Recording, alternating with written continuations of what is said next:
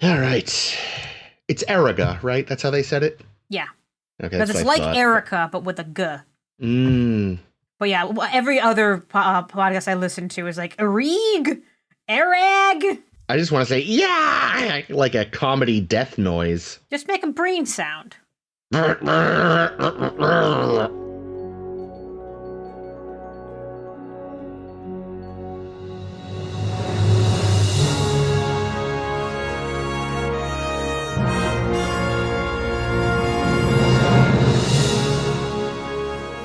Hello and welcome to A Star to Steer Her By, episode 433. Ooh.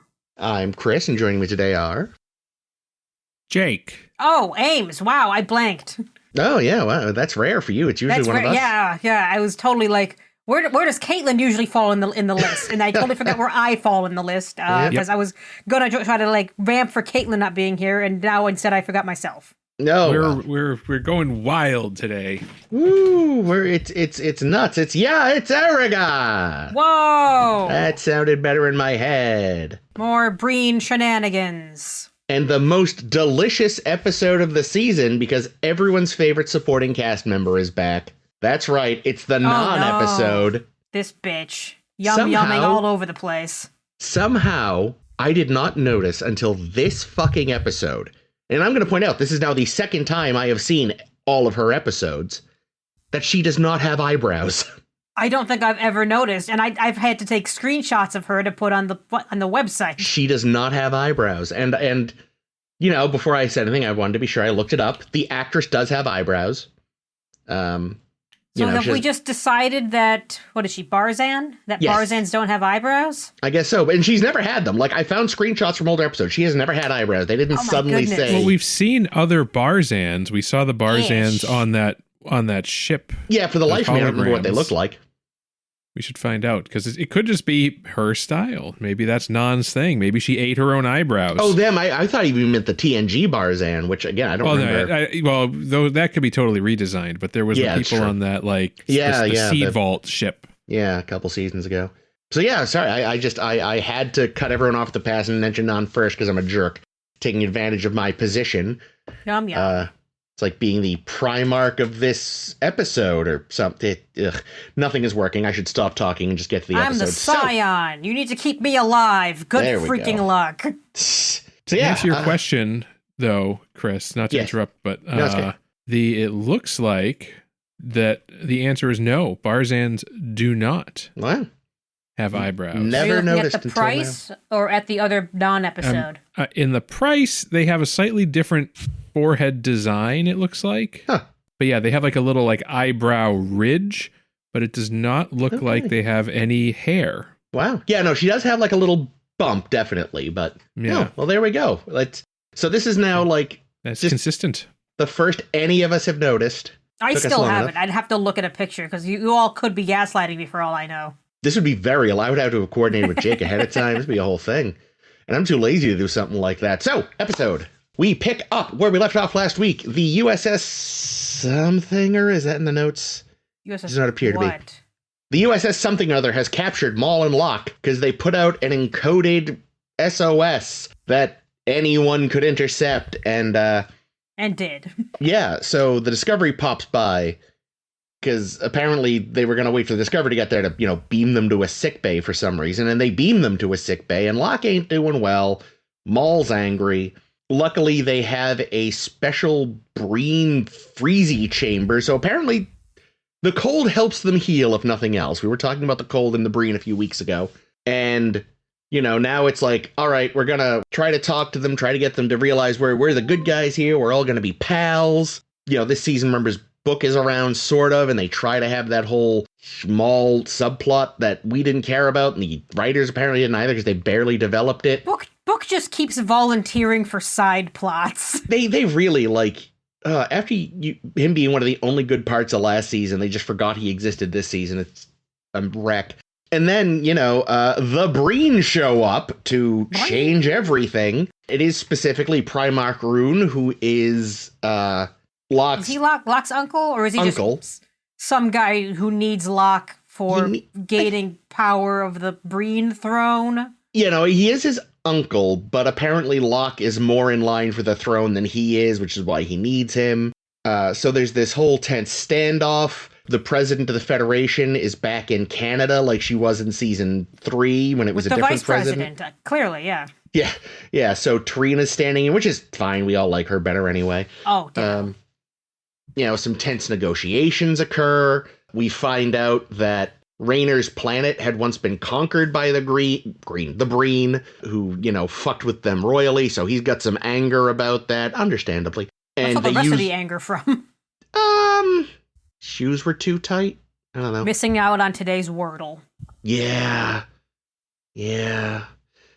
So they use his basic knowledge of like Breen bullshittery to bluff to be like, hey, so Corbomite, Primarch Corbomite there, we've been in touch with her, and she kind of wants Locke, and we could give him to her. And he's like, wait a fucking minute, I am here right now with a ship bigger than your entire fucking headquarters.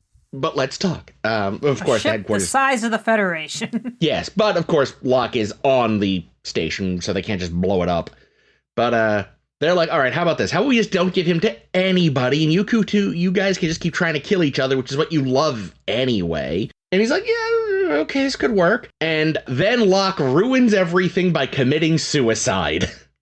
Accidentally. Yes. It's supposed to be the classic guard, this man is unwell escape ruse, except Locke commits to the bit and actually hurts himself. Maul escapes, but yeah, he overdid it, so he's dying, so they call in a Breen doctor, and Breen doctors get sweet chest logos, but it doesn't do them any good. Locke dies. Whoops. Rune is pissed. Maul is like, hey, PS rather, we're married. Take me with his corpse. Also, I can get you some super sweet tech dudes. And he's like, okay. They take her. They leave. Meanwhile, in the B plot, they figured out they've got to go to a library, so we're headed there. Yeah. The B plot that Stamets keeps insisting is the fucking priority this week. It's like, we have Breen on the ship, breening about, but he's like, no, we have to be doing this. I mentioned ages ago, possibly back in either season 3 or season 4, about something they do in season 5 that annoys me to no end, and this is it. This is it? And this is like fucking Last Jedi suddenly being like, P.S. Poe was a smuggler at some point? Oh, yeah. P.S. Jett was a smuggler at some point? Everyone gets to be a smuggler at some time in their life, evidently. Like, look, yeah, it's so fucking convenient I could weep. Yeah, like, I just like, literally, Adira asks Zora, hey, give me a list of everyone in the Federation who has any expertise in old manuscripts. And Zora's like, hey, there's one person, and it's Jett, and god damn it. Like, well, is that because I understood it to mean that Zora was like, oh yeah, I found somebody and it's on the ship, but I didn't think that necessarily meant that Jett was the only person in the galaxy, just that, hey, conveniently there's somebody here that could also help you with this. Yeah, that's worded better then, because it sounded like Zora was saying, hey, I found the person that you're looking for. Not, I found someone who's convenient. I wouldn't even have cared if it was someone convenient, if it was just not Jett. I like Jett. She's a fun character, but I was all these things all of a sudden out of nowhere, like... Maybe Jett's one of those, what's the Carol Kane character on, Strange New Worlds called? Yeah. Because Ake is the same thing. Yeah. Pella something. Pella's the character. Oh, shit. It's... Fuck, I think we said it a few weeks ago. Lanthanite. Yeah, Lanthanite. Wow. That, I wasn't going to pull that from the brain. Yeah, I actually, didn't you suggest once before she might be? Or did you say she might be a... Whatever Guinan is, Elorian. A Lanthanite or an Elorian would make great sense for Jett if we wanted to go that route. But I just have stopped...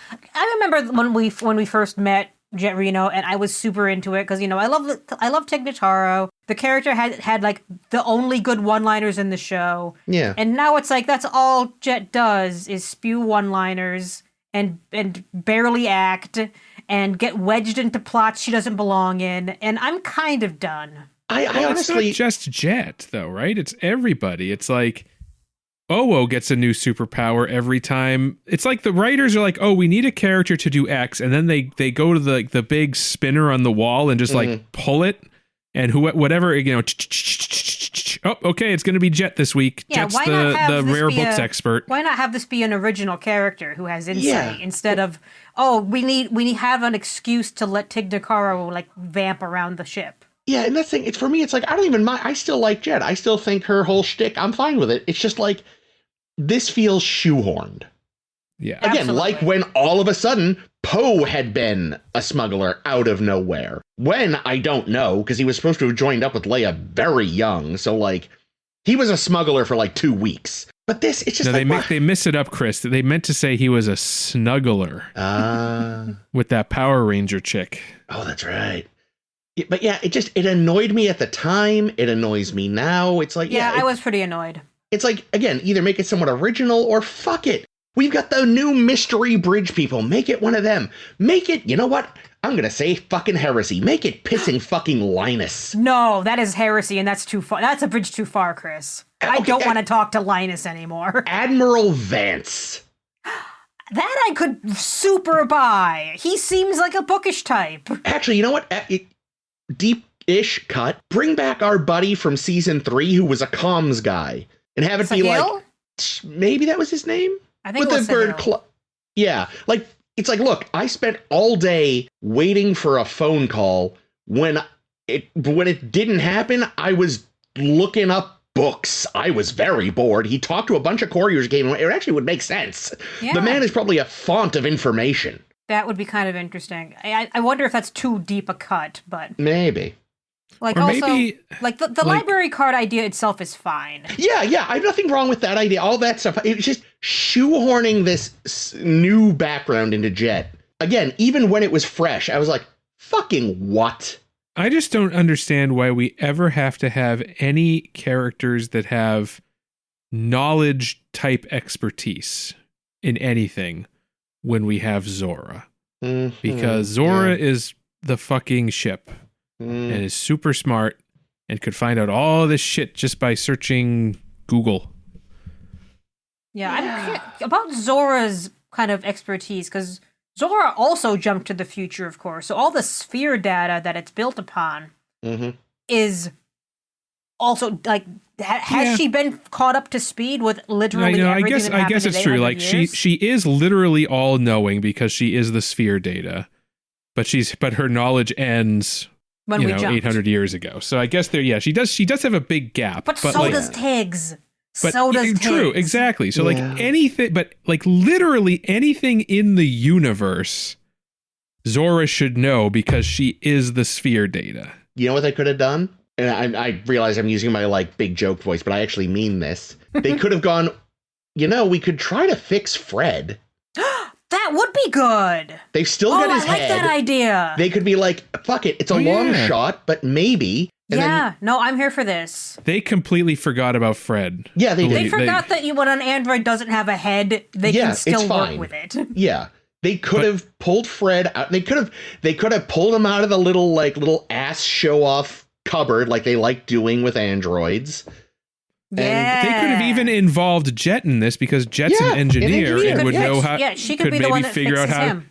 Like, I've never worked with a positronic brain before, but all right. Oh, that's good. That would have been brilliant. And then you could do the head on the table trick. Yeah. And I enjoyed that actor well enough. I thought he was doing a good data cosplay. Chris, I think kind of that's a great fix, Chris. I love that. That's I'm proud of that one.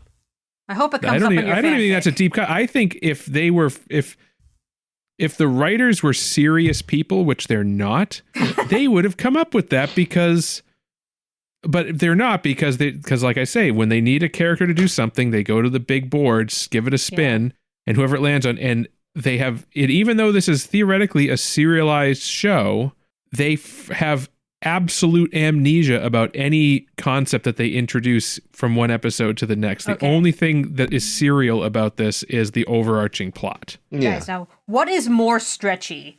having Jett randomly be a smuggler who knows about this library, or having Book's empathy able to trace the empathic link on the card to see where the library is.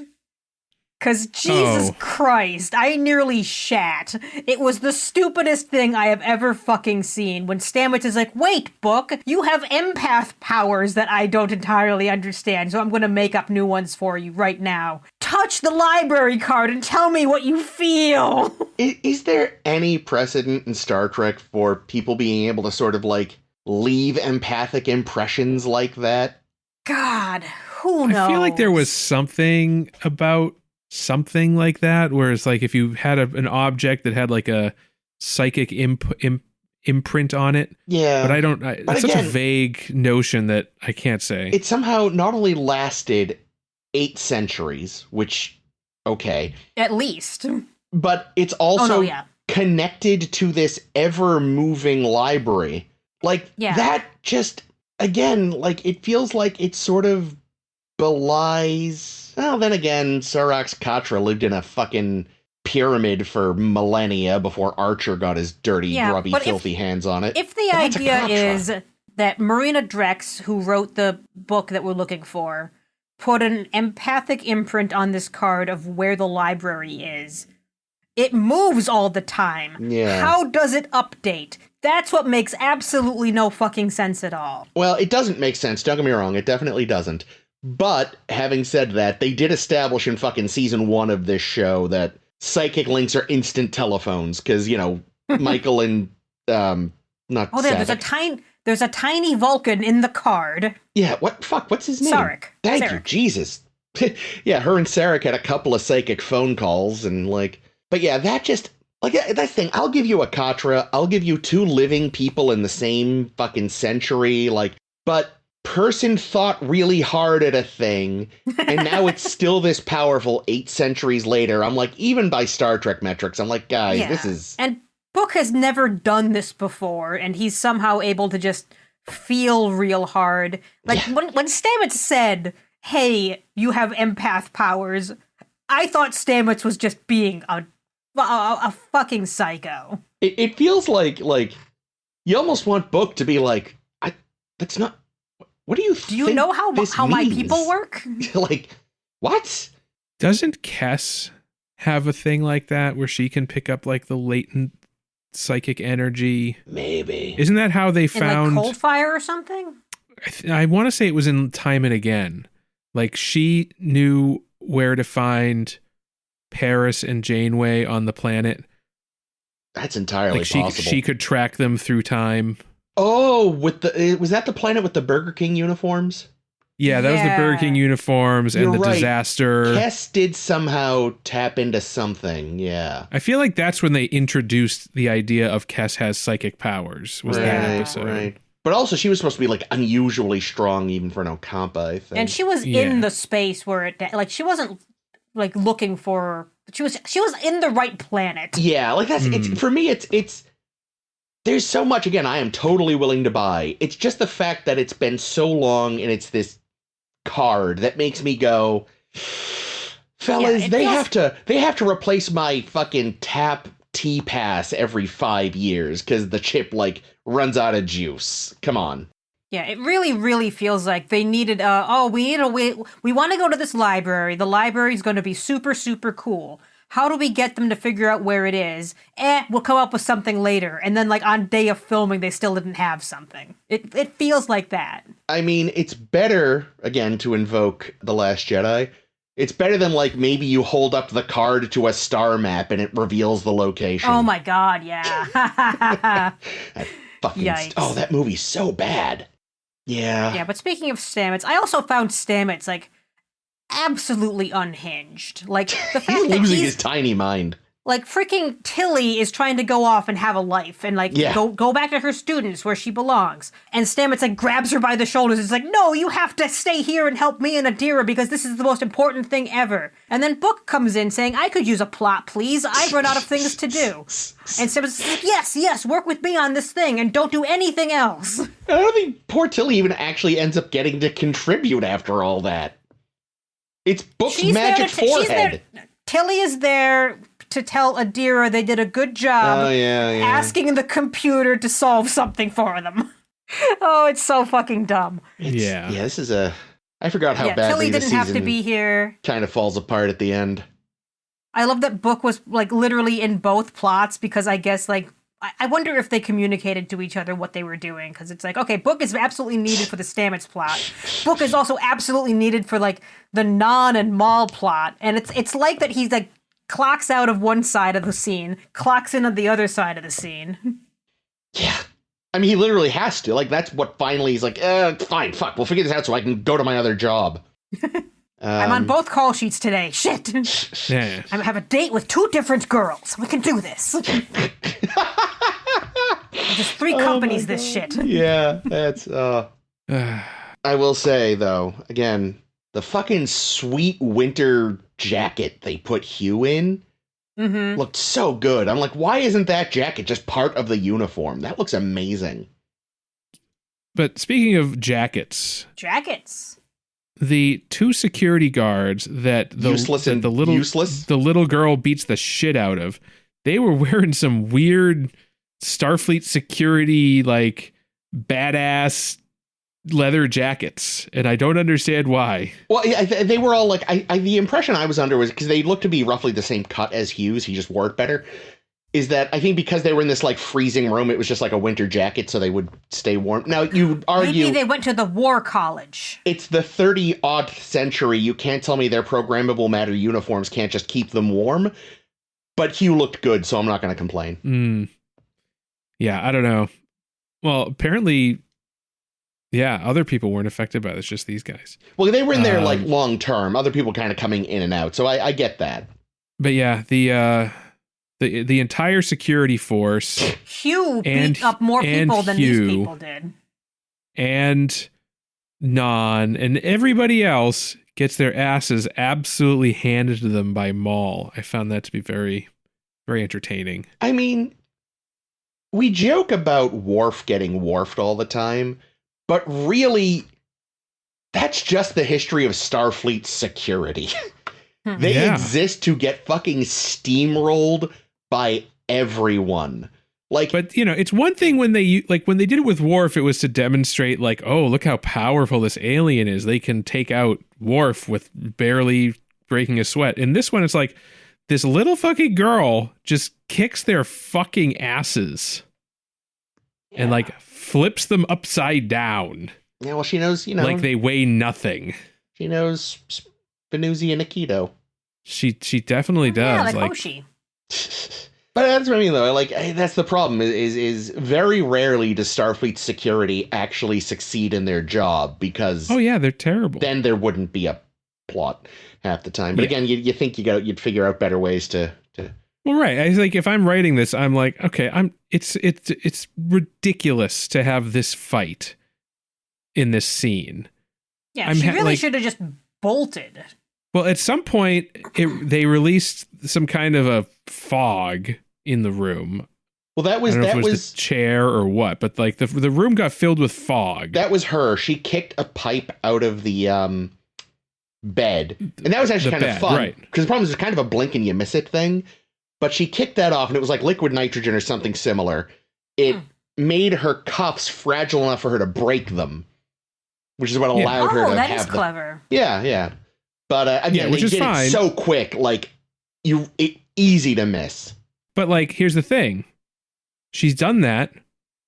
Now let her just walk out of the room in the confusion. Yeah. While everyone's like, why is there smoke everywhere? Okay, well. She just left. Yeah, it's not important that she's able to beat up security officers. Like, what's important about her character is the wiliness. Yeah, she's clever. Yeah. Like, she thought of using this liquid nitrogen chick to break her cuffs and somehow not freeze her skin or cause massive 3rd-degree ice burns. Good on her. She has little fingerless gloves on, right? Yeah.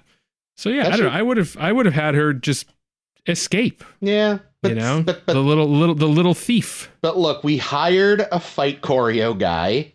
Yeah, like if I was looking at that couple, I would be like, okay, she's the brains, Locke's the brawn. locks the brawn. Yeah. The Breen. Yeah, the Breen and the Brain. That would be their name. That'd be their duo nickname. Yeah, the whole end. And there's so much jumping to conclusions we make in this episode that also defy incredulity. Because firstly, there's the scene where Michael comes in and interrogates Maul and Locke. Mm-hmm. And without them ever even saying a word, she figures out exactly who Locke is because his silence spoke wonders, I guess, when she's like, he must need you because you must be the Primarch's nephew and this. And she figures out everything instantly. And of course she's right because she's Michael Burnham and the script needs her to be right. Okay, so what stretches credulity more? They're in love because barrel roll. Yeah, right. Both. Or you're the Primarch's nephew because you're not saying anything. Oh, they're both real dumb. I'm very unhappy about this decision. Yeah. Okay, but the other one, I solved it. Book which thing? doesn't realize that his empathy powers are stronger than he thinks. Oh, and that's how he figured out the barrel roll. Yes, but by looking at it, out his crazy Quajon empathy powers are transmittable, and Michael's got a bit of that floating around in her noodle. No, absolutely fucking not. Because that is unlike my Fred thing from earlier. That was supposed to be stupid. The Fred thing was good. Yeah, Fred was good. I'm proud of Fred. Yeah, don't undo the Fred thing by saying having bad ideas. Because the other, let's jump to every conclusion. After Maul has told everyone in 15 rooms, I don't have a plan. I like to wing it. That's what I do because, I'm savvy. After she goes off with the Breen, Burnham and Vance and whoever else is in shouting distance is like, Maul's plan must be to go with the Breen, get them to figure out the rest of the puzzle that they have none of the clues for, or any of the information anymore, or the diary that Fred had. Get them to resurrect Locke, and then they'll take over the Federation. Like, they jump to every fucking conclusion. After Maul has said she doesn't like having plans, and she couldn't possibly have a plan because literally Locke died 5 minutes ago. Yeah. She hasn't thought that far ahead yet. One thing, too, that kind of annoyed me in that scene was more a practical thing, was it was not at all clear to me, the way they shot the scene, if Maul's little cell was meant to be, actually dampening the sound for her, or if they were trying to emphasize that she was just not paying attention because she was in mourning. I assumed it was both. And I like the way, I don't actually have the actress's name in front of me. Damn it. Maul's actress did a good job in that scene. Yeah. In which she's literally battling through, I can't be dealing with Locke right now. I have to be surviving. Yeah. But I don't think she was making a plan, and I don't think they could have possibly had her have this many steps out. Yeah, no. At best you can give maybe, she's possibly read the book and is like, maybe I can bring Locke back, and I feel like I'll have better luck with the Breen than these Federation twits. Yeah. That's the extent of her plan, is go somewhere where I'm more likely to survive. Yeah, which tracks for her character and makes sense. Yeah. Well, another thing that it kind of bugged me the whole episode is so we have Maul and Locke prisoner. We should put a time bug on them. We should put a time, totally. We should put a time. Why didn't we put a time bug on them? Whatever. No, so we have Maul and Locke in prisoner, and then the Breen show up in this gargantuan ship. Laughably huge. Would fucking ice us instantly. All of us. Not just Discovery, but the whole Federation. It could ramming speed HQ and not feel a thing. Oh, yeah. Yeah, it's ridiculous how freaking puny the Federation looks in comparison to all of their adversaries. The Emerald Chain, the Breen. Yeah, the Federation just looks terrible. I love it when they're like, oh, good, the 3 more Starfleet ships have shown up. I'm like, what do you think they're gonna do? Get squashed. Yeah.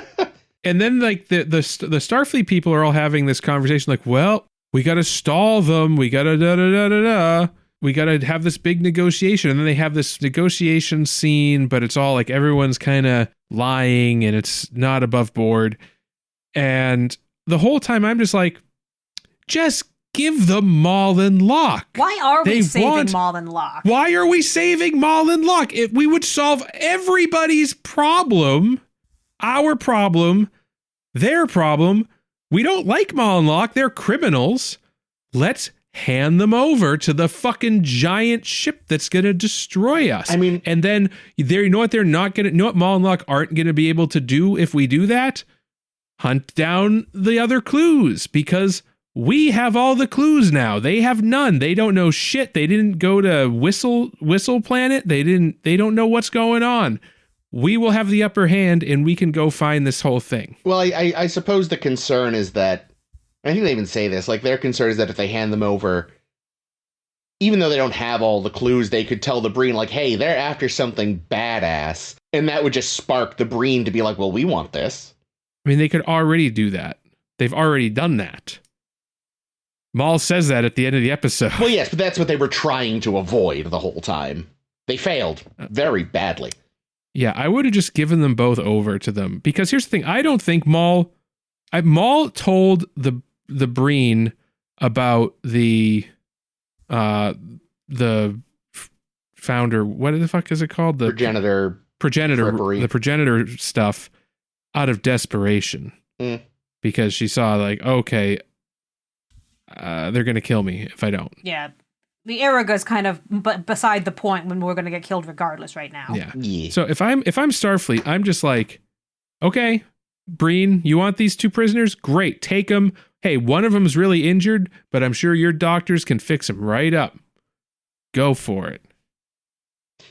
And in fact, I'd probably even just say, take the Breen. We'll take the girl. You don't want her. They don't need the girl. Yeah. They don't want her. They take her at the end because she's like, I got this information. But if Tarina and Burnham and Vance were like, hey, we got your buddy here. He's hurt. So we'll just beam him over to your doctor and he'll take care of him. And the girl that he's with, yeah, we're just going to throw her in Federation jail. You don't have to worry about her anymore. Every fucking problem solved. End of season. Roll credits. Yes, and we don't even bother going after the rest of the progenitor trek because who the fuck actually cares? Kovich. Fuck him. Kovich is like, ooh, it's the fountain of youth. Can fix my digestive issues. But no. But the thing is, no, we can't do any of that because Maul is like Book's sister. Put Book in jail too while we're at it. I'm getting sick of this guy. He was already in jail. I know. He needs to go back. He didn't suffer enough for that bullshit he pulled last time. Yeah, his fucking line to Maul is also very dumb. It really felt like, when he says to Maul, I know Locke just died and you feel like you've lost your world. Hey, I lost a world too. Look, we're bonding. Are we family yet? And it's so dumb. It is pretty sad how Book continually tries to bond with this girl. Yeah. And she's so just disinterested. Fails utterly every time. I feel bad for her because I think he looks at her. He has a lot of affection for her because he sees a kinship with her. She does not see that, or at least to this point, has not seen the same with him. It's like, oh, I want to, maybe she'll like me because, I really admired her dad. Oh, who she fucking dad. hates. Yeah. Shit. Yeah, Shit. It's so funny. Like, Book weasels into this side of the operation, even though Non is saying, no, we good. By saying, like, I've spent the most time of anyone with Maul. I spent 20 minutes alone with her. I mean, the thing is, aside from Locke, that is the most time anyone has spent with her. It's still a stupid argument. Doesn't Rayner knew them though, right? It seems like he's mostly been like javering them though, as opposed to actually interacting with them. Yeah, I can never tell what this season is trying to do with Rayner. Whatever is needed for the scene. Basically, whatever's the most applicable thing at the moment, because he's got a tragic backstory now, and he's lucky it didn't kill him. I mean, we've seen this backstory a million times, so there's always one person who's the survivor of a thing. Oh no, but I mean, it's normally in this show when you suddenly get a bunch of backstory, you die. Oh, I see what you mean. Yeah. Yes, the backstory kills him, not the. Yeah, no, not that. Like that's fine. Yeah, I mean, okay, Kirk, yes, I see what you mean. Kirk was one of the only survivors of fucking Kodos there, Kodos. Yeah, because earlier in the episode, when Michael yet again does the pull Rayner aside, Rayner, you made so much progress, and now you're being angry again. What's up, buddy? And I'm like, he's like 50 years older than you. Why are you talking to him like a baby? It's also another case of that convenient backstory too, though, right? Because it's like, is he a smuggler? We ain't heard shit about the Breen in Discovery until this season. And it seemed like the big bad was the Emerald Necklace, right? Like they were the ones that were, causing all the trouble in the galaxy. But now suddenly, because we totally shit the bed and nerfed them in season 3. By killing one of them. Load-bearing boss. Yep, load-bearing boss. It's like, oh, the Breen are the big bads.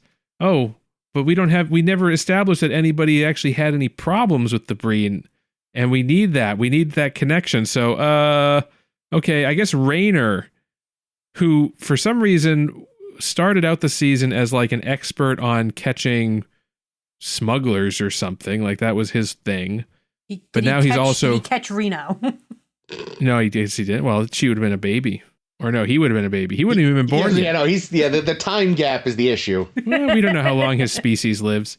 Or hers. But now, like his backstory, like he was forged in the fires of Breen aggression, and it's like, oh my god. I mean, it would have. Again, like this show has a real problem with seeding, like because it became clear maybe around the halfway point that the Breen could be a problem. And you could have started having things then, like Rayner could have been like, the fucking Breen. But it wasn't until this episode that he went full racist against the Breen. And you're like, whoa, where'd this come from? And then he said, well, let me tell you about my backstory. Which again, it's the same as Rolaren's. Yeah, like you could have had a couple of episodes. You've had a couple of episodes where you could have been like weaving this shit in a little. No, but instead every episode has been him getting like backhanded by Tilly and Michael for not being friendly enough. And what's even more weird, right? So obviously Rayner has had interactions with the Breen. His whole backstory is about being a victim of their warmongering. Yet Hugh, in an earlier scene, is like, man, the only information we have about Breen physiology is Dominion War era. And I'm like, so wait. That's 800 years ago. That's 800 years ago. But so I could buy it if you were like, okay, after the Dominion War, the Breen like retreated into obscurity and we haven't seen them in 800 years. And this is the first time they're popping up again. But apparently they've been around the whole time because they were fucking around with Rayner's people. I mean, that I'll still buy. You conquer a planet, you're still going to use your own doctors and not necessarily let your conquerees know a lot about you. Like that, I still don't buy that that there's been no updates to Breen medical knowledge in the Federation in 800 years. We've never captured one and looked to see if they have a face. Well, that in which can case always... they have two faces. I'll grant it's lazy, but any of that can always be written off to shit was lost in the burn shrug. Yeah. Zora don't know this? No, Zora wouldn't know this. The sphere never saw a Breen? The last time it saw a Breen was 3,000 years ago when they were still fully solid, so... Anyway, yeah, they're just like, I do agree though that like the show has a big problem with seeding. I think it's seeding and amnesia are the two problems. It's like the writers don't plan their shit. Yeah, they just have it's like we have to write an episode and these are the things we need to accomplish in this episode. Oh shit, we should have probably set some of this stuff up from the get-go. Yeah, it's like, oh no, which character isn't currently busy doing something? Book? Okay, I'll use book. Oh, I'll use book too. And it's like, wait, now we have book and two different plots. Okay, never mind. It's fine. It was one thing back in the day when, like, you had 26 episode seasons and you were practically writing and filming almost simultaneously half the time, Like, even I think well into the 90s, like, you didn't have your whole season written before you started. Infamously, though, TOS, Gene was very bad at deadlines, and like one of the producers once told a story about literally, and it happened more than once, to get Gene to finish so they could get the script on time to start, he would stand on his desk until he finished his fucking script. But this had like years between seasons. There was so much time to prep. But I also wonder, like, did this get worse after COVID? Here's my, I have a hypothesis. The lack of cohesiveness, foresight, episode to episode. Because, and here's my thought. What else do they have to do? Well, during COVID, you can just sit and stare at a computer all day. Well, what I mean is, right, so like, you're writing a show, you have a writer's room, and you divvy up who's writing what episodes, who's doing what episodes. And like, I feel like in the old world, you'd have just all the writers working together in an office, like real-time collaborating. And then I wonder if after COVID now, it's sort of like, sort of like remote work, everyone's just kind of writing on their hopping own. On Zoom to be like, hey, I did this thing with book this week. Does anyone else want book?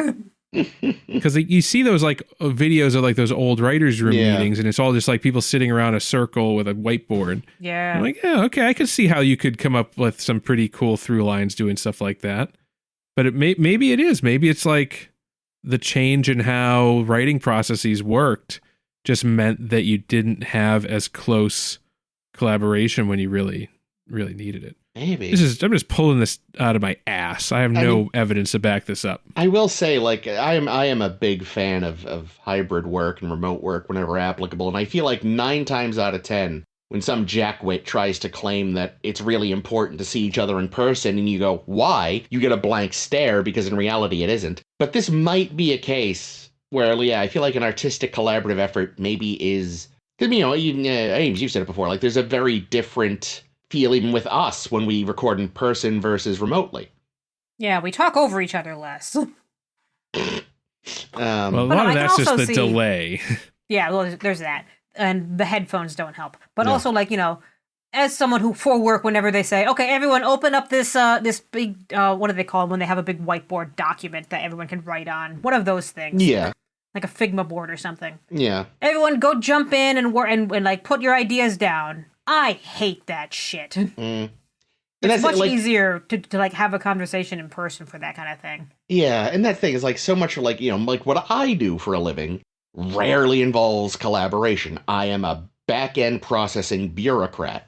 And that's what most of my office is, which is why when people are like, oh, it's really important to get together, we all go, why? Right. Because when we are in the office together, we're all trying to block one another out because we're trying to fucking focus. But this, something that is inherently collaborative, maybe I have to begrudgingly admit, does actually require people to be in a room together. Yeah. Because it really does feel like, I don't know if these episodes are all written by different people. I haven't even looked at the writing credits, but it does feel like people aren't getting the memo. Because if I was in a writer's room, I'd be like, hey, I'm writing episodes, what is this, episode 6? Yeah, 7? 7, we're on 7. Yeah, I'm writing episode 7. Hey, look, I really want to do this thing with like a rare book thing, and we need, does anybody have any thoughts on that? And someone's like, oh, I got this android guy who's like a smuggler, like a dealer guy. He's really into books. Yeah, so he that's might recognize great. the card. So like, great. Let's team up. Let's use that guy. Yeah. Oh, well, I'm killing him in my episode. Ah, shit. But you said he's an android. Yeah, why don't you just make his head stick around and then we can use it? It's like, great. Oh, remember that time Geordi put Data's head on a table and talked to it? Oh, wait, no, that wasn't Geordi. That was fucking Riker. Oh, yeah, I remember that. Yeah, disaster. Huh, of course. Yeah, or just like, even not even Steven, I feel like even outside of Star Trek, fucking, with a robot, the brain, as long as it's in the head, they're not like humans. They don't need lungs and a heart. Yeah. The chassis is just to get the head from one room to another, to paraphrase that John was literally Mulaney. what they did in Disaster. Was like Data's body got fucked up, so they took his head and talked to his head alone. Bender it works. In that Futurama. In many Futuramas. Yeah, it's true. Several. Got a little car in one of them. They could have put Fred in a little car. Yeah, I'm very curious because I'd love to know how they do the general like series story arcs. Yeah. Because I know they have like a showrunner who I'm sure is the one kind of guiding the whole thing. In theory. So you'd think like individual episodes are just, what is needed for that segment of the full story. Yeah, it's like, the way I understand it, just from like, at least with modern serialized television like this, it's like usually there's a showrunner who is depending upon the show, may or may not be responsible for coming up with the entire sort of spine of the season. And the overall arc, maybe with the other writers, maybe not. Again, it varies broadly. But either way is responsible for making sure that everything is sort of cohesive throughout. And that Discovery has gone through so many freaking showrunners. Yeah, and that might be part of the problem. It looks like season 5 was Michelle Paradise was the showrunner. Mm-hmm. Okay. I feel like she's been floating around for a few years in various capacities too, so... Yeah, I don't think she was new to the series or anything. Is she involved with Academy? I feel like I've seen her name pop up with that, or am I making that up? I feel like there's like a little club of people that are involved in all these shows, all like the new Star Trek shows. I mean, it's no different than in the 90s, where it was just like Burnham and company. Braga now it's shows up, Kurtzman and company. Although his contract is almost up, and of course now. Yeah, but MAGA is buying Paramount, so now they've got Warner Brothers. Or bought Paramount already. Pisses me off. Like, yeah, Netflix shouldn't have gotten Warner Brothers, but neither should Paramount. Monopolies are bad, guys. Crazy. It's going to be the new showrunner of the next Star Trek series is going to be Joe Rogan. Oh, my God. Yikes. But yeah, this episode, I think I've seen people praise the whole. We like to see Star Trek go do the the diplomatic negotiation stuff. With this one, I kept getting distracted because it's like I don't know why we give a shit about Maul and Locke. Yeah, I think if you don't buy the whole, we need to protect them from the Breen. Well, if you don't even hear, or if you just you don't buy the whole I guess you can. There's one of two angles. Either it's like you don't hand them over to the Breen because.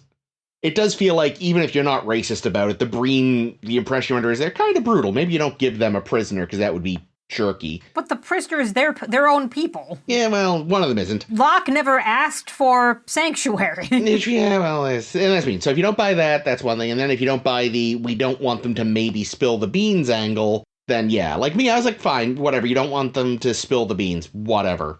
Yes, they'll be able to intuit all the clues magically. Well, no. Maybe they also have an empath. Oh, God. Actually, maybe that's really what they just, part of the reticence was like, well, if he's on our headquarters, they can't blow us up. Oh, God, he's a meat shield. Or a jello shield, possibly. Meat jello. He's an aspic. The Breen are aspics. I love that idea. It's terrible. They are filled with gelatinous goo. Bits of meat and egg and stuff. Yeah.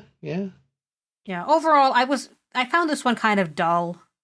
Like even Locke's death, I was like, oh, okay, we're done with him now. Dang. Yeah. So is Locke just dead now? Like I was. We'll have to see. That I will say, I was a little surprised. I know Maul seems to think that there's some resurrection superpower, but that seems like I thought hope, like a bit of hopium. And then again, I think Maul at least acted his death well. Yeah. Oh, yeah. It was sad. I did find it kind of funny that they said, he hacked a biobed. It's like, okay. He ripped a panel off and pushed a button. Let's calm down here. That's not hacking. I'm also like, I don't know, I feel like I didn't get enough Locke. I feel like Locke was interesting, potentially, and I feel like I missed out. Yeah, well, especially because, like, again, I feel like, in a way, they're sort of almost subverting expectations with these two, because it's like, again, he seems like he should be the burly, muscly one, and he is, but I mean, like, He is, traditionally in television, the burly one is the angrier one, but he's like, he seems to be the one he's more chill and seems more like of the two of them, he feels like the gentler, for lack of a better term. Which is interesting. Like, I kind of wish we'd spent more time with them. Yeah. Because we didn't get as much of their dynamic as I would have liked necessarily. But who knows? Maybe they would have over-egged the pudding, and I should be happy. I can assure you they probably would have over-egged the pudding. And I would have liked it. I'm done with this guy. Thing is, like, they did kind of give Locke like a kind of a tragic backstory. Yeah. This star-crossed lovers thing. Like, you actually kind of feel he doesn't want to lead. Jesus Christ. You feel a little sad for him, but Maul just seems like a total asshole. Like, I don't know, like, if the only reason anyone gives any amount of shit about Maul, I think, is because book tells us that we should think, oh, there's good in her. But she hasn't shown it. Maul, I think, at least, I find her seeing as a character because I feel like everything about her makes sense. Like she was born towards the tail end of the burn, though she didn't know it was going to be ending. her shit-ass father abandoned her. Her mother dropped dead. Like, she totally makes sense as a character based on what we know about her. Like, if anything, maybe the most surprising thing about her is that she fell in love with a Breen princeling. And that's, again, it makes sense, but I just don't find any reason to want to root for her. Yeah, personality-wise, maybe I'm not supposed to. Maybe she is just the villain, and that's fine. But then, what's the deal? What's the deal with these Breens? Yeah, maybe that. Yeah, I don't know. They're more villains. Maul is a villain with a gray area. The Breens are just villains. But I don't think there is a gray area. I think she is just a villain. Like, she's a villain with a backstory, but that's fine. Darth Vader's a villain with a backstory. He's still the villain. I'd call her an antagonist, just because I feel like villain is a little more loaded. I mean, she literally tried to blow up time. She used a Krenim bomb to try and kill everybody on Discovery. Well, no, that was just supposed to delay them. That's the thing. One thing that does keep coming up with both of them is they generally do not resort to lethal tactics straight away. Yeah, they wouldn't have caused that avalanche if Rayner hadn't basically like called their hand. But they did. Yeah, that's why I qualified it a little. Like, and it's more Rayner's fault than anyone's, as, Rilla told us so. Yeah, but, like we even said back in, like, one of the early episodes, they have a gun that specifically just puts you in a timeout bubble, but doesn't kill you. Like, they are antagonistic, but I don't feel like there's necessarily, like I said, villainy implies something more that I feel like they don't have even Maul. Like, she's angry, and I think of the two, the more likely to tip into full-on villainy. But I don't know that she's gotten there for me. Well, she's about to give this progenitor secret weapon directly to the Breen. Yeah, so again, that's another potentially tipping. Another tick in the villain column. Yes, there is a tip there. But that is one thing I've appreciated, is that by and large, again, the avalanche thing is a bit of a hiccup to my thesis. But otherwise, there is just this kind of, like, they're out for themselves, but aren't necessarily gonna, like, too badly hurt anyone if they're not pushed. Like, yes, they murdered the fuck out of Fred's guards and Fred, but, one, the guards started, and two, technically Fred should be fine. Right. He's an android, his head is intact. They killed the guy that gave him the time bug, but Maul had immediately said, like, this is a guy who, like, did something to people like me. Yeah, I'm still not sure what she meant by that. There was a little vengeance there, and again, yes, that definitely is more, again, the shade of, like, of the two of them, Maul is maybe the more likely to kind of, like, tip into actual bad, as opposed to kind of fun bad. I have one more note, and this is just something that, when it happened once, I was like, oh, someone missed this line. And then it happened like 2 or 3 more times. I was like, nope, someone's just an idiot. And that's that Michael kept calling the ISS Enterprise the ISS. The ISS. That annoyed me too. Which I was very peeved about. Like, what? What? Fucking what? Before we move on, though, because I feel like we haven't really touched on the negotiation scene too much. It was fun to see a little bit of Star Trek, like, lying through omission, I bought you an hour kind of thing. That was fun. It's always good to see Trina. She's great. She knows Breen. Yes. With that, out of fucking nowhere. That's like, and again, like, unlike with the Jett thing, I was like, yeah, okay, sure, why not? Maybe because that's just how Vulcans have always done. It is such a common trope, and Star Trek does it all the time and always has, but, like, why is it that the villain is always like, I will give you 1 hour to do this thing? Yep. And in, like, this episode, like, the Breen guy's like, all right, you have 1 hour. Yeah. And they do it They don't need an hour. They Just do it twice, because they do it once where it's like, oh, we'll give you 1 hour. And then it's like, okay, we'll give you 5 minutes to decide what to do with Maul. Send the girl in 5 minutes or I'll destroy you. It's like, I don't need 5 minutes. Take her now. Well, especially Jesus Christ. At that point, you don't even have the angle of, like, they want Locke and can't blow up headquarters because Locke is dead. Yeah. like they really didn't need to at that point. It's like the joke from Austin Powers where Scott is like, why don't we just kill him together? I have a gun in my room. It's like, nope. But then Book would be sad. We had last season of Sad Book. We can't have any more Sad Book. That was a much better Sad Book. I will say that I do like Maul way more than I ever liked fucking dipshit McGee. The fuck was his name? Oh yeah. The actual villain from last season with the What the fuck was his name? The Risen. Ryzen guy. Thank you. Jesus. Tarka, yeah. I don't know why I couldn't remember his name, because I hate him.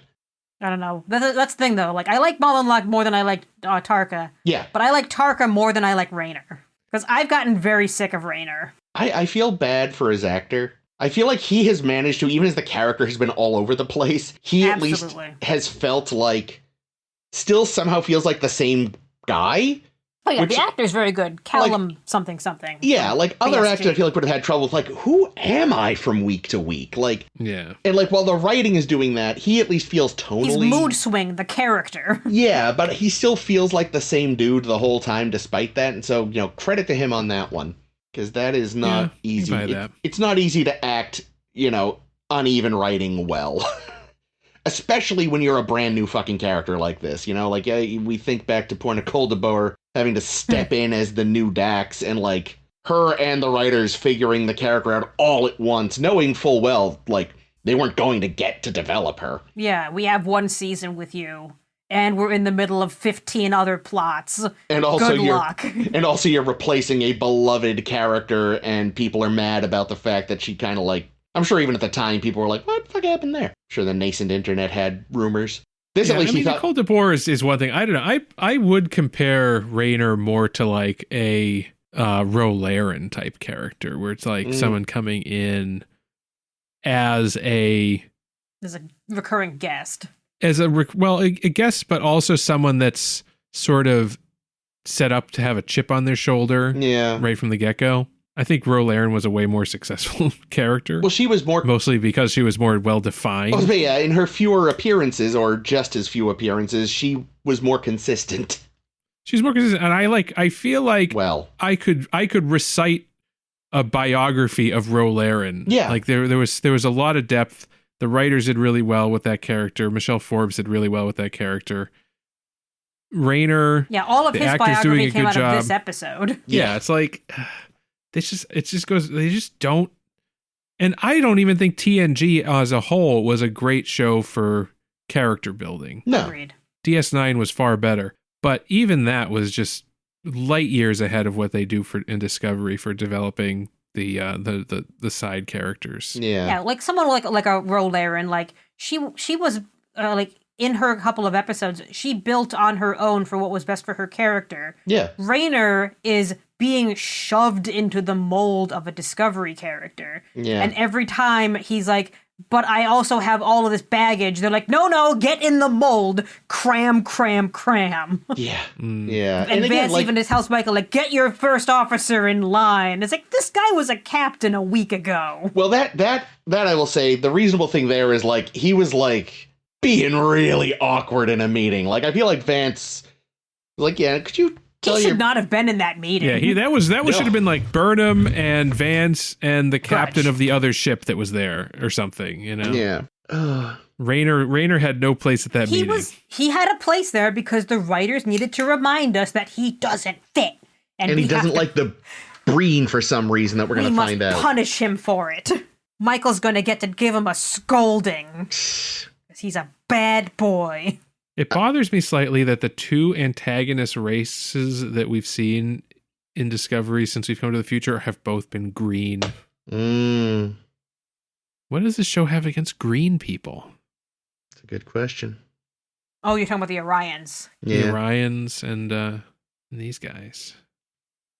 Speaking of things Deep Space Nine did better than Discovery, let's keep talking about our character romances. Although I do still love Malin Locke. Even though Locke is dead now, I do still love him. They do, it really is like you leave them wanting more, and I feel like we'll talk about them when we get to those romances. Let's jump into our blogtivity for the week and finish up our minor character romances. These are going to be the remaining characters from Deep Space Nine, Voyager, and Enterprise. The bulk of which is going to go to Deep Space Nine just to make up for all the ones that we couldn't get to last time we did Deep Space Nine. So let's dig in. There's one on here, though. Oh, I can't. Oh, I knew you had to, but I had to. I'm so like geared up for it. Let's start first with some fun ones from Deep Space Nine. The first that we really see that I want to touch upon is Nog and Varys Sool from The Storyteller.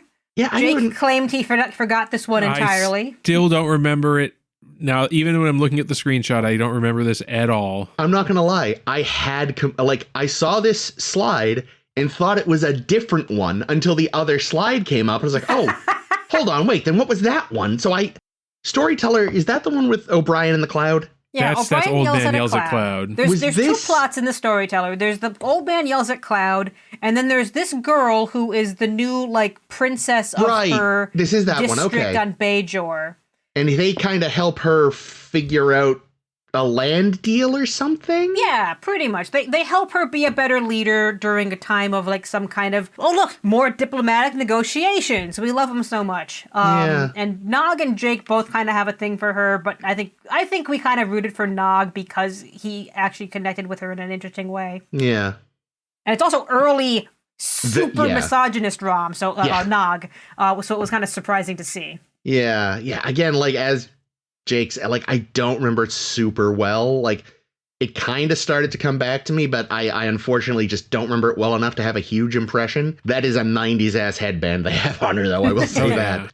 Make sure you're following these on the Tumblr because, I did find some screen grabs. But yeah, I don't remember it super well. I feel like that's an episode where it's just overshadowed by cloud weirdness. Yeah.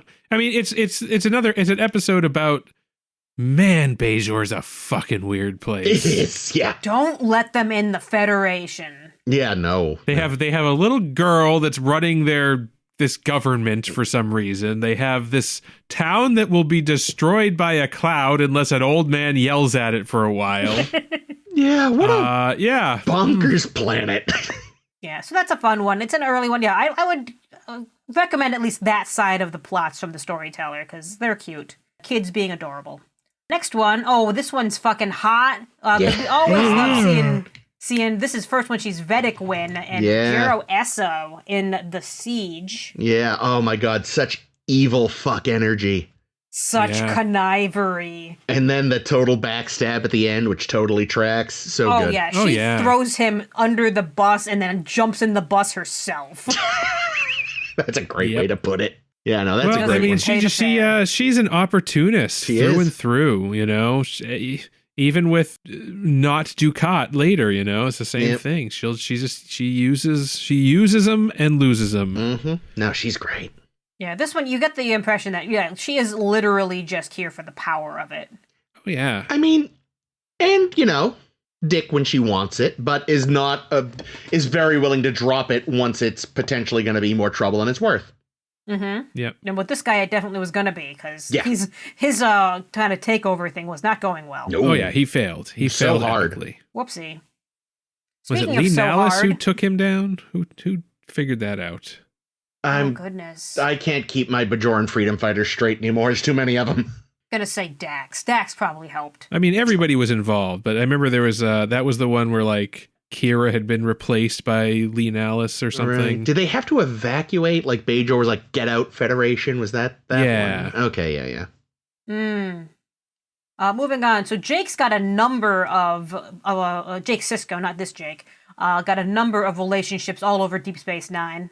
Although who knows? Maybe Jake right here has too. And the possibly most titillating one is Marta, whom we meet in the Abandoned. Speaking of titillating. This is Jake's Dabo girlfriend. Wow, that's a lot of girls in a row. Dabo girlfriend. That, here's the thing. Ben objecting to his son dating a Dabo girl, yeah, that seems a bit weird. What is perfectly legitimate, though, is I am pretty sure he is still a minor and she looks like she's 25. Oh, yeah, I'm saying, it's not objecting to his son dating a Dabo girl. It's objecting to his 11-year-old son dating an adult woman. I think he was 16? What season was this in? Oh, second? Yeah, no way. Yeah, I remember us looking it up and us realizing, because I remember us looking this up because originally Marta was going to be played by Chase Masterson, who was significantly older than Sirach Lofton. Yeah, and but again, so is this woman. She was 18, I think. I remember looking that up. I may double check before putting it on the blog. So go see the blog to see if I correct myself. But that's what I mean. It's just it's so funny though. Again, it's one of those things. It's amazing how much you can age in a year or two during your teen years. Like, we know, within 2 seasons, Sherlock Lofton is going to be 9 feet tall. Yeah. But here, he's still kind of little Jake.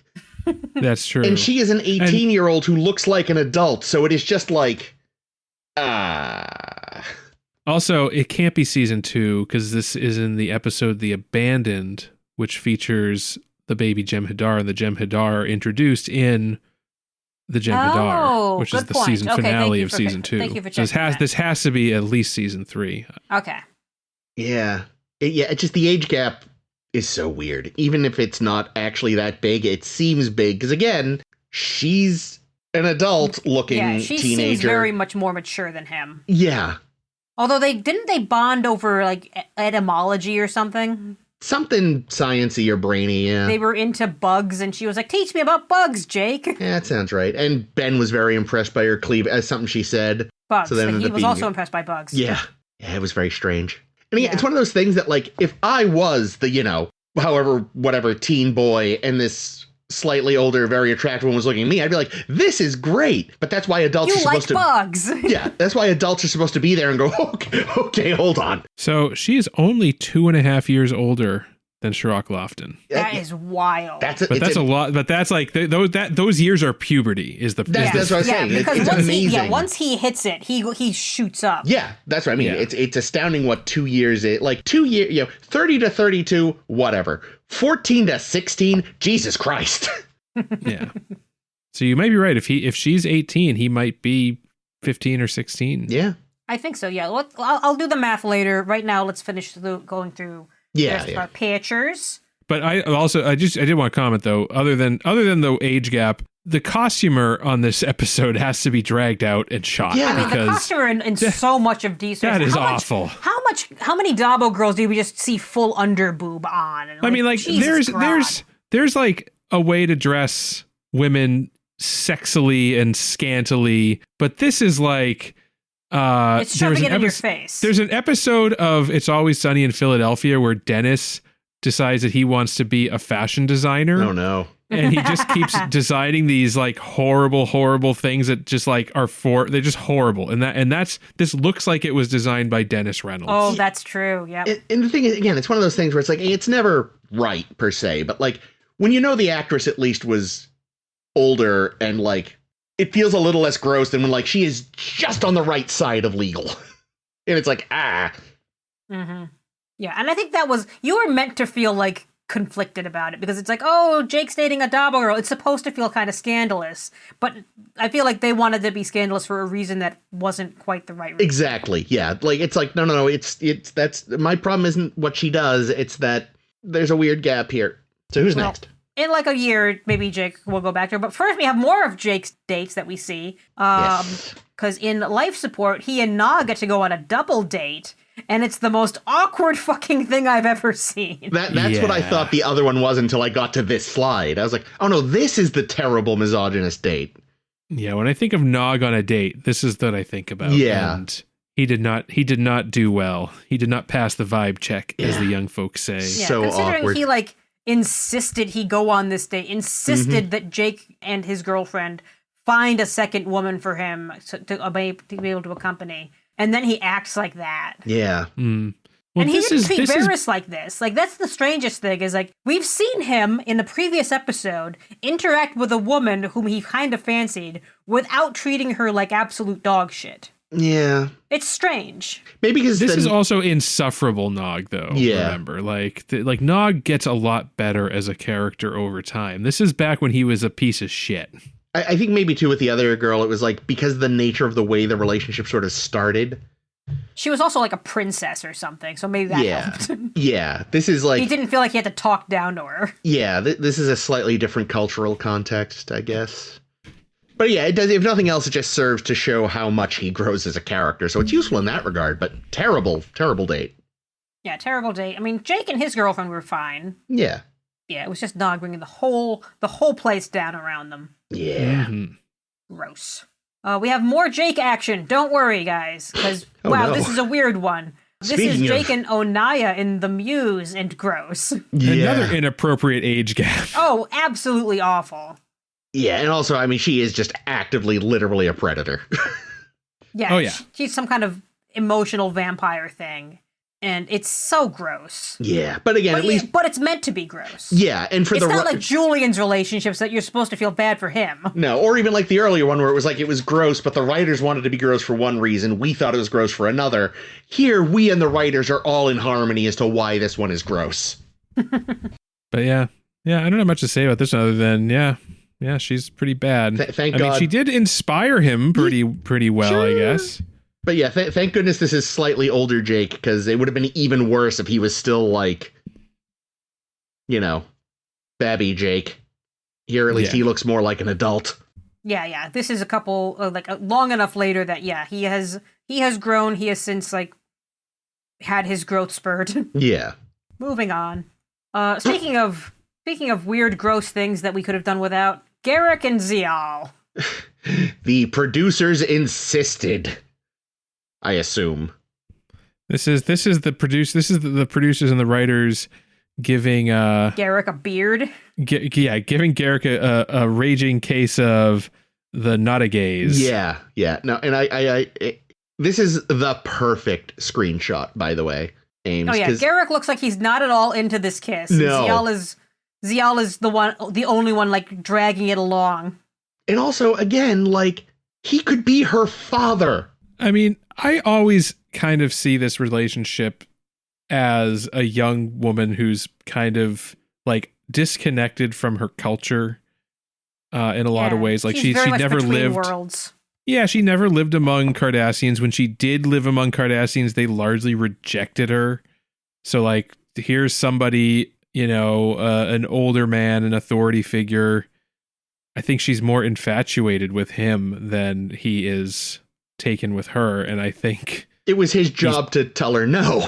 Yeah, I think it was his. I think he absolutely needed to tell her no. Yeah, but I think he also kind of is in the same boat. True. Because he's also been rejected by his people. Yeah, then they should just be friends. Yes, God they should just be friends. Men and women can be friends. Yeah, I don't know why it had to be this way, but I don't either. If there was just weird, a bunch of scenes of them chilling on rocks together and trading stories, that he could have told her about Cardassia that he remembers from 15 years ago, or however long he's been exiled.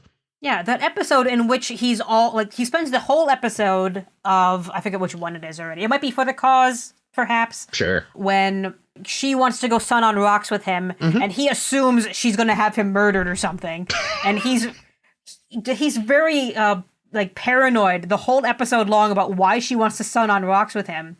And she tells him, I don't have any other connections with Cardassia. I'd like to have a connection with you so that I can get a little more in touch with my own culture. Yeah. That's all it needed to be. That's who they could have been to each other, is a connection to home. Yeah. And I think the romance, and Garak himself even says, after she has died, I'll never understand what she saw in me.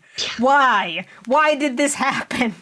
Again, because the network was freaking out. He's making too many side eyes at Julian. Yeah, Fix I don't know. I think if they had just if they had done an episode where, kind of what Miles did with the Cardassian engineer, right? Where she was really into him because he was negging her. Yeah, she loved being negged. It was very funny. And that should have made my list. Damn it. Oh yeah. Something like that where she was into him and he's like, nah, I'm literally old enough to be your father. And also your father would have me killed. And I would kill him if I could. Yeah. It's just, let's just be friends. Yeah. Yeah. If you want good Garak relationships, read A Stitch in Time. Jesus Christ. I ship him with literally every single character in A Stitch in Time. It's the hottest book. Congratulations to Andy Robinson because he nails it. Moving on. Love you, Andy. We also have, oh boy, this one goes in all directions because this is Rom and Lita, which, I mean, good for Rom, batting entirely out of his league. It's just, I delight in it. It doesn't make sense, but it does. It's great. It's just wonderful. I find Rom insufferable. I don't give a shit. Fair. And also, there are a couple episodes where it's him trying to, not pull the Ferengi shit exactly, but try to, like, he tries to make her sign the Ferengi compact thing. Yeah. He wears her Bajoran earring around when he doesn't deserve it. He decides that she's leaving the station literally minutes after their marriage. Be like, okay, you have to leave now. And she's like, but I didn't decide this. Oh. I don't think Rom knows how to act around women at all. Well, look at the culture he came from. Nog. Yeah, look at the culture he came from. Look at how his son is. Like, I think it's totally expected that Rom and Nog would be terrible with women. Yeah, there's gonna be growing pains.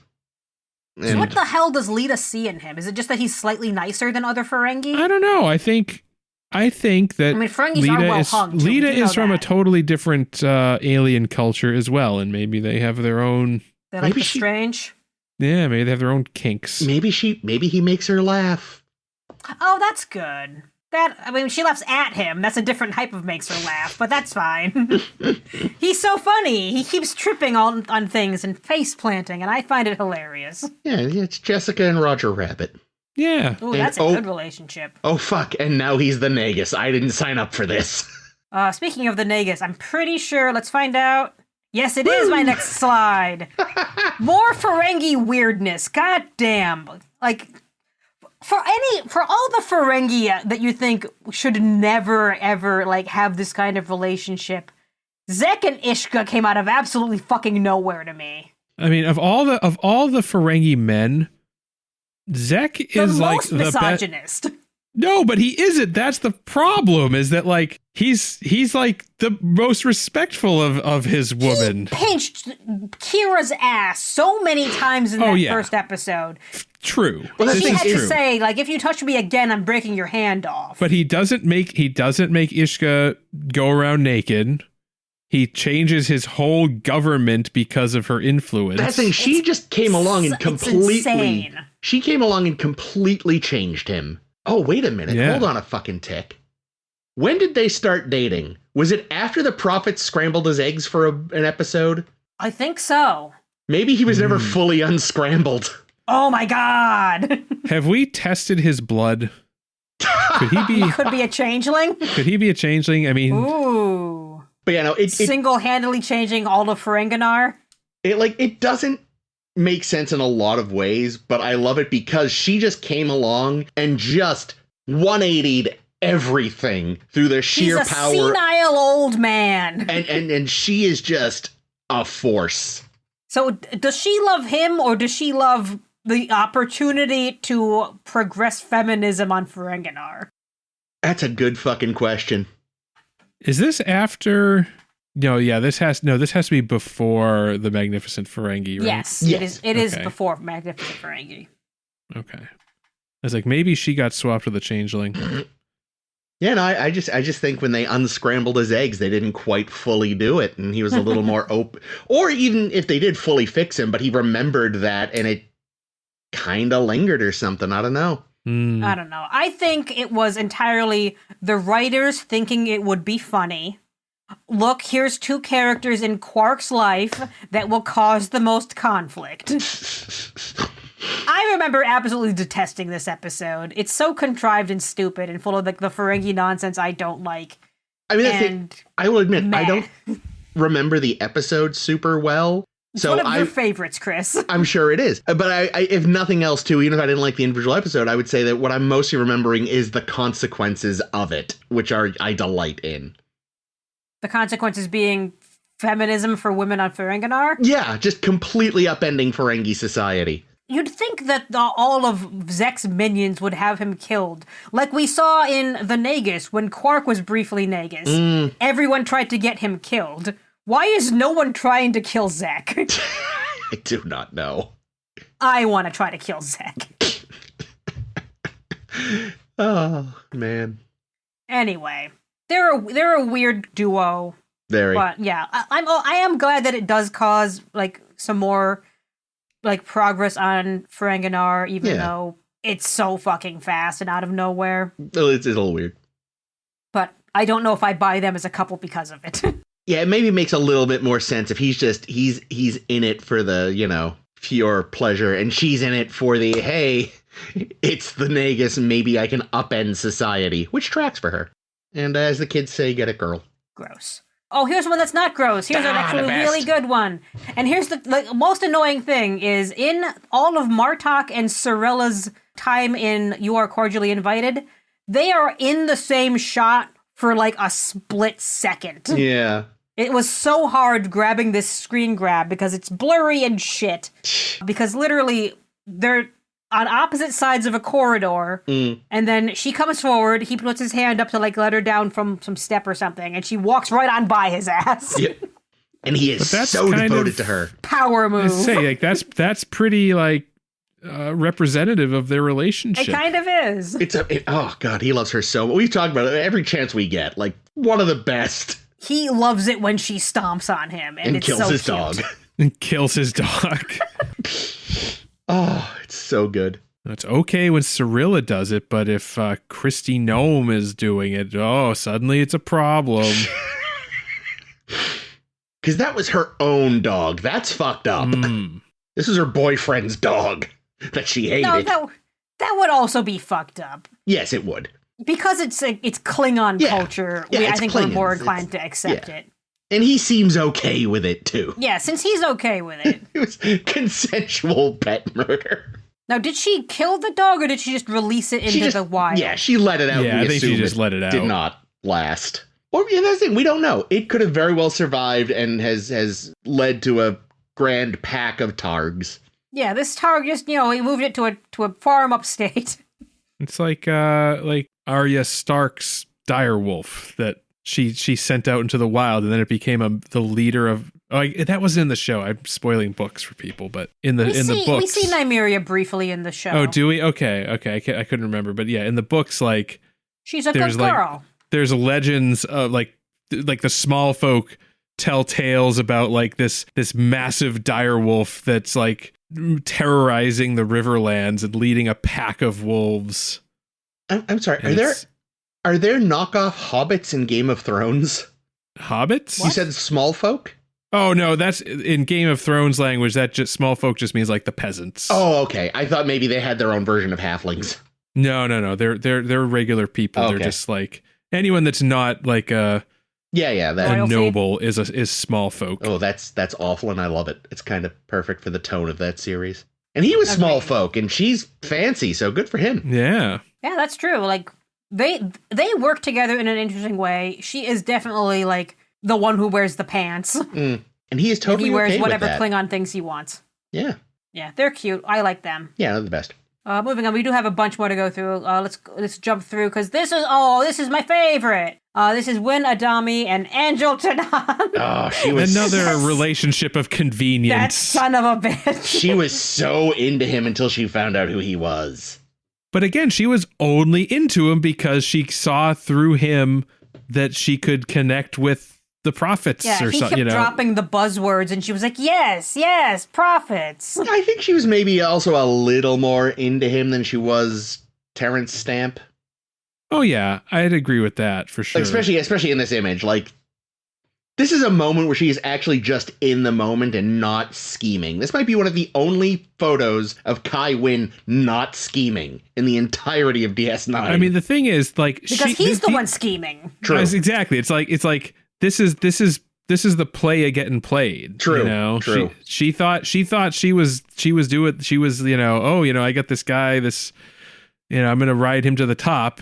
And now, she got shown up. Yeah. It was the other way around. Yeah. And of course, we have to acknowledge that, of course, in reality, not reality, but it is a terrible relationship because he is completely lying about who he is. So that's horrible. But it is just such fascinating television. Oh, yeah. By the way, Chris.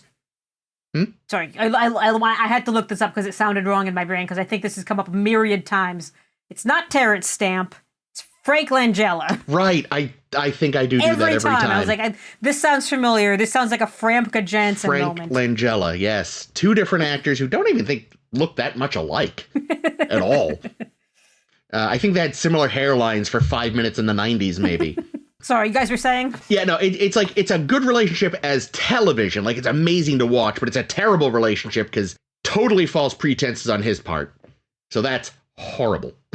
Oh yeah, but also he's a monster, and I love him. I love how monstrous he gets. Yeah, no, totally he is tracks so fun to watch for him. You know, he is always the hero of his own story, and all of his actions to him are justified.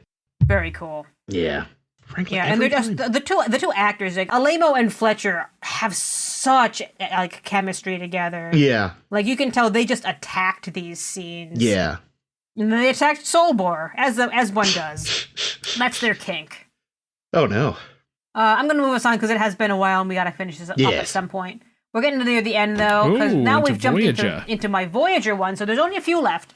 And I do love the woman whom Torres keeps dreaming as, Corinna, and her little Luddite boyfriend, Dathan Alaris, in Remember. It's such a great and underrated episode. I like this episode a lot. Yeah, it's like I'm sure we must have said at the time, but it's like a bizarre variant on Inner Light, except you can talk to the person afterwards. Yeah, and also, it's not Torres at all. No. For a moment, I was like, why didn't I include this? If I included Kamen and Eileen in the TNG group, should I have included this in the Voyager group? But no, she is never Torres. No. She is only this girl that she's dreaming the memories of. This was fairly early days in the show, too, right?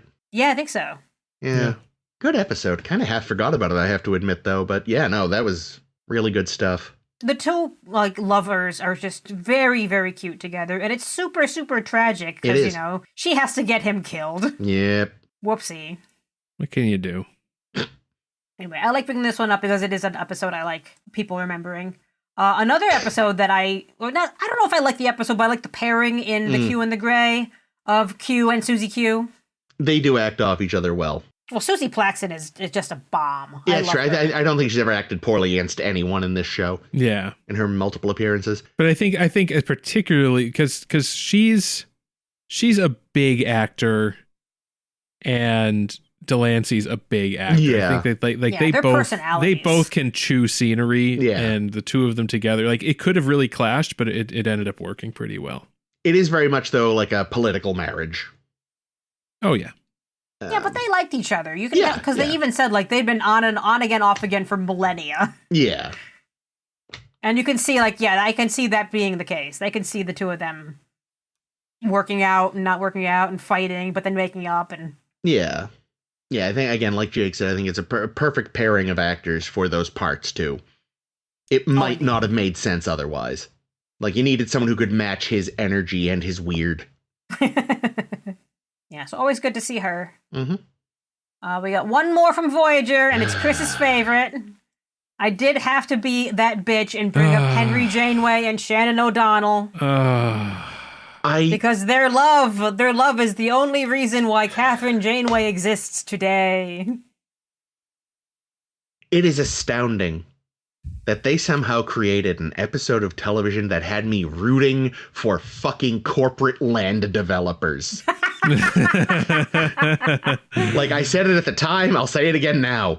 Henry Janeway makes me want to betray all my principles just so he is unhappy. I do not know what Shannon saw in him. He is the worst. She had more chemistry with the son. He's like way too old for her. And crotchety and angry and mean. Like there's nothing redeeming about the man. I want his fucking independent bookshop to fail, which I should never say, but here I am. I hope it became a Barnes & Noble. I hope it became an Airbnb. It definitely became like a Chase bank, though, if we're being honest. Oh, even better. God, no, it became one of those fucking banks with a bougie coffee shop inside. Fuck you, Henry Janeway. Yeah. What a strange episode. Like, I wonder if with like casting that had like more chemistry, if it could have worked. If there was any way to make it work any better. I don't know. I think the writing of the character and the story was just not. What if it were Delancey? No, it shouldn't have been anybody. Terrence Stamp, maybe. I am very fond of pointing out that one of the greatest proofs of Ian McKellen's skill as an actor is from X2. Because he strikes this perfect balance when he says too much iron in your blood before he kills that guard of like, Spoilers. Of like, it's a 20-year-old movie. But like just the right blend of like menacing camp, but also I am about to murder you. And like, it would have been so easy to fuck that line up, and he nails it. You know, he gets this delicate balance. Ian McKellen could not have made Henry Janeway likable. Yeah, I don't know what could have fixed this. A whole nother draft. Yeah, several more drafts. Maybe actually, if he had a cute dog. Just don't make the episode. Just one less episode that season. Fuck it, save the money, throw a nice party. But anyway, I wanted to include this one just so we could shit on Henry Janeway. Yeah, no, fuck that guy. Because I know how much you love that. Fuck him, he sucks. Fuck that guy. On to Enterprise. We do have a couple good ones in Enterprise. You guys know I'm a huge fan of Mistral and Maggie and Carbon Creek. It's weird but cute. Oh yeah, I mean he's a Vulcan who wasn't supposed to be here literally at all, nope. And he definitely stayed behind because he loves her. Yeah, and then he's like, "Oh wait, you people do not live long at all." Oh fuck. Oh shit. Whoops. But yeah, no, they're cute. I'll give them that. They're so cute, and he nails the Vulcan nuance too. I think. Yeah. J. Paul Bamer, he's great. I forgot that was him. Yeah. You know, one of his few non-Nazi roles. Yeah. Good for him. Yeah, good for him. I like this episode a whole lot. Yeah, it's good. Good times. Couple more. Oh, here's a shitty one. This my god. Malik and Persis from the whole Augments trilogy, and yikes. Well, especially because, like, even if they're not genetically siblings, they are siblings. Yeah, they were raised together. It's gross and weird, and it's all power dynamics the whole trilogy long. Yeah, and again, maybe that's kind of the point where I'm sure we're you never know with Enterprise. Maybe we're supposed to be grossed out. If so, well done. If we're not supposed to be, what is wrong with you people? Nope. We love war crimes. Just getting skeeved out thinking about it. And I liked her better with, I forget the name of the first guy, the first augment leader whom they get killed. But again, her sibling, so gross. Well, you don't have any other options. You could just not fuck each other. That's not going to happen. They're teenagers. Yes, I know, and they're all genetically perfect. And they're and they're the prettiest people. They're the prettiest people and Malik. Oh. Which is unfortunate because I like the actor in Dune a lot. I think he's very cute in Dune, right. And I think he looks like a fucking 5-head in this. Yeah, he does look like a totally different person in this, as compared to how he looks in the Dune miniseries. It's amazing how what difference just a bad wig can make. Yeah, I mean, were they close together, the two shows? He was still a youngish person. I feel like the Dune around the same time, right? Yeah, I think the Dune miniseries might have preceded this. I think this might be after the Dune, because this is season 4 of Enterprise, and I feel like the Dune miniseries was like 2002. Oh yeah, this is towards the end. Very close. Yeah. Huh. Yeah, what the hell went wrong? The writers of Enterprise. Yeah, I blame Enterprise. Oh yeah, no. That is, whenever something's bad in Enterprise, it's Enterprise. I mean, there we go. And that's your explanation. Yeah. I have one more, and I think we're going to like it, because it's Shran and Talus. Yeah. Rip Talus. I felt for Shran so much. Say again, Chris? I hate that they fridged her. I know, it's again, it's Enterprise. Of course they did. Yeah. They're like, how can we give an Andorian any motivation to do something? And then, even worse, not that we see it on screen, but like, he gets together with that significantly younger Einar woman. And it's like, oh, what? Gross. Yeah, they were great. I appreciate that she is like, I don't think it was like, this was the intent, because, it's just, we just happen to see all it. But, like, the fact that we so frequently see Shran with much taller women. So, in my headcanon, like, Andorian women are just always significantly taller, but I know that's not the case. Was she that tall? She's not as taller than Susie Plaxton, but she's still taller than him. And he is fine with that, which is nice, because so often men are weird about being taller than their partners. Well, I think Andorians particularly are probably fine with it, because I think they even said, like, the way that they hooked up was they were both being violent about something, and that's their turn on. Yeah, like it's very much the Galora Rajal who was into Miles O'Brien briefly because he was being a prick. Yeah. Yeah, no, they're delightful. And again, a real shame that it was really mostly just so he could have character motivation. Yeah. Oh no, my lover has died. I must kill Archer, evidently. His other lover. But we're going to save that for shipping. Was 2000. What's 2000? Dune? The Dune miniseries was 2000. Wow, thanks, Jake. And yes, the actor Alec Newman, big much prettier. Head. No, he's just got a 5 head. Huh. It's just but I feel like it worked in Dune. I think the problem is like when you can't combine a sort of high hairline and then long back hair, and that's what he had. Like mullets are never good, but they're even worse when you've got not a very deep hairline. So again, I will blame the wig or the haircut, whatever it was. Awesome. Well, those are all the romances that I felt like talking about today. If there are others and they didn't make the cut, feel free to reach out and say, we love these characters. Yeah. And they love each other. Hubba hubba. But you know what I love? Whatever's happening next week. Talking to us. Yeah, you know it. And I will get the opportunity to do it again in a week's time when we talk about the next episode of Star Trek The Discovery, Labyrinths. Oh, I love Labyrinths. I love the Muppets. I love David Bowie. Ooh, can we just watch that?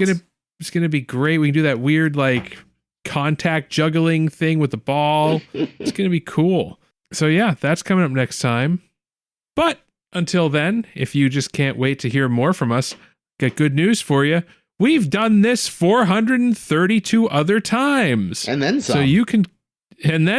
So you can go to our back catalog and listen to all of our previous episodes. And where could you find that back catalog? Well, on SoundCloud, of course, but also Apple Podcasts, Spotify, YouTube, and wherever you can find podcast song thing words. You were doing so well. I know, it was going so good, and then I lost it. But you know what I haven't lost? Your mind. The URL to our blog. It's sshbpodcast.com or Tumblr. Just search for SSHB Podcast. That's podcast with a P. You can also see us on Blue Sky, also SSHB Podcast, or if you're 90 years old, on Facebook. Search for SSHB Podcast or Start a Steer Her By. I don't know which. You'll find it, I'm sure. Until then, my name has been Jake. This has been Chris. And this is always Ames.